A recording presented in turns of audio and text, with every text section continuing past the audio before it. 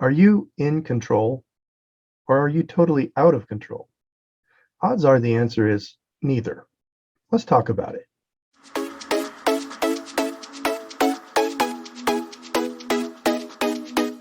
Hi, I'm Kurt. In addition to mindset and perception, how you view control can determine whether you overcome your obstacle. The illusion that we are actually in control, that we can handle things, that's largely to blame for many of the challenges we find ourselves facing. But the obstacle is an illusion. First, we have to recognize that we are not really in as much control as we would like to be. As humans, we naturally have a strong urge to want control over our entire lives. But by trying to control things that are entirely out of our realm of control, many of the obstacles we end up facing feel overwhelming and daunting. That's because they are. Viewing ourselves as in control creates countless obstacles made up in our own minds that we have no way of overcoming. It's essential to learn this lesson if you intend to figure out how to overcome those obstacles. Because of this control issue, many of us hold on to obstacles that we have no business holding on to, that we have no chance of overcoming. Whenever we try to overcome obstacles that we can't beat, we get overwhelmed and blame ourselves. Most likely, your inability to overcome an obstacle has nothing to do with you, but rather the facts of the matter. With this in mind, it's important to start working toward not getting caught up with things that are not in your control. Focusing on things outside your control wastes your time and energy, and it may hurt your self-esteem. You need to learn how to focus only on the things in your situation that you at least have partial control in. Whenever you find yourself facing an obstacle that you aren't sure if you should try to control, you might want to evaluate it. If you can't control the obstacle outcome in any way, let go of it. Knowing whether or not you should let go can be difficult, but here are two things to consider. First of all, consider the facts. Second, pay attention to your emotions. The facts of the obstacle and your emotions surrounding it will determine whether or not you are in control of the outcome and whether or not you should let go of it. The facts of the obstacle include anything that is a requirement for the obstacle to be overcome. For example, say your obstacle is that you've been fired and you need money. The facts would include what is in your savings account, how long you can go without an income, the number of people relying on you, the bills that are screaming at you from your kitchen table, and anything else that can be objectively determined.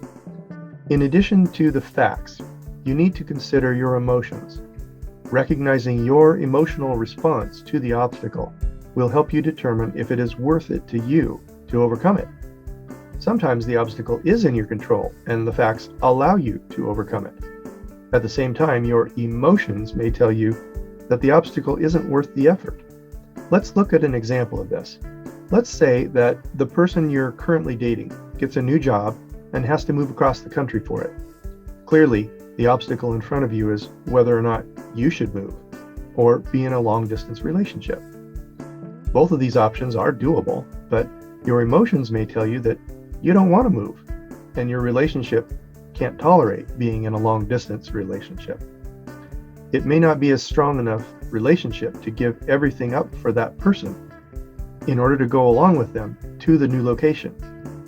In that case, your emotions, how you really feel about the relationship you're in, may tell you that this particular obstacle isn't worth it, and that while it may be really hard to do, you should potentially break up.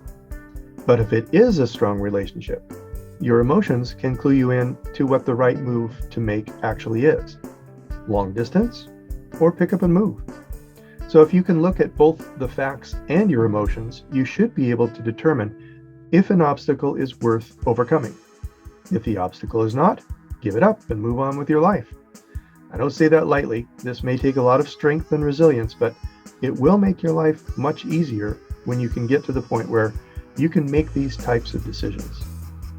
In order to move on, you have to recognize that you have been holding on too tightly and learn to let go of your control.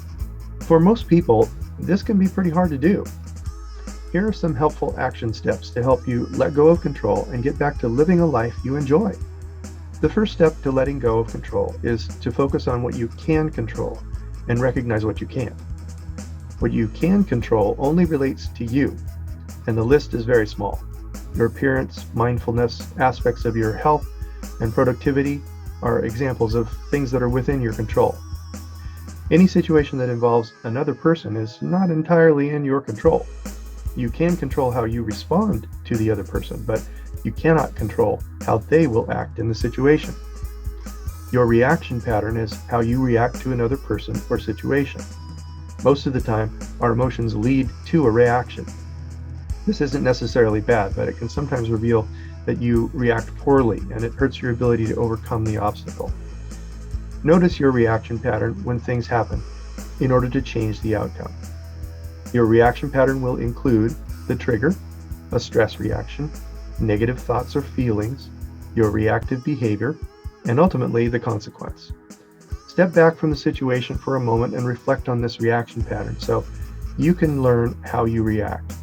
If you think that your reaction is poor and leading to bad consequences, you need to break the pattern. This involves noticing the trigger, breathing, being compassionate to yourself and others during that process. Additionally, turn your negative thought process into a more realistic one. Again, we're back to that mindset component. Changing your reaction pattern will give you much more control over yourself. Now, it won't completely change the scenario, but it will help you react to it and your feelings. You can also use memorized reminders, some call them mantras, to help you let go of the control freak inside you. These are quick and helpful sayings that you recite to yourself throughout the day. Studies have shown this technique to be effective if you repeat them to yourself frequently. They help change the way you think, your mindset, and with that repeated practice change in mindset, they can change the way you react. Here are a few phrases you can use when convincing your mind to let go of control. I let go of the need to control others. I let go of anything outside of my control. I control myself and my happiness. I control myself and my reactions. Our need for control turns things that we should let go of into obstacles. If you can learn how to identify when obstacles aren't worth your time, then you can work toward letting go of your need to control everything so you can get back to your life and only face the obstacles that are worth your time. That's it for today. I hope you enjoyed this video, and if you found it helpful, throw a comment down below and let me know. There are a few links down in the description about some of the ways I earn income from home in my own affiliate marketing business. I invite you to check out those opportunities. Please like, subscribe, and click on the bell icon to be notified when I post my next video. Fear not. Use forward motion. Boldly go after your dreams, and I will see you in the next video.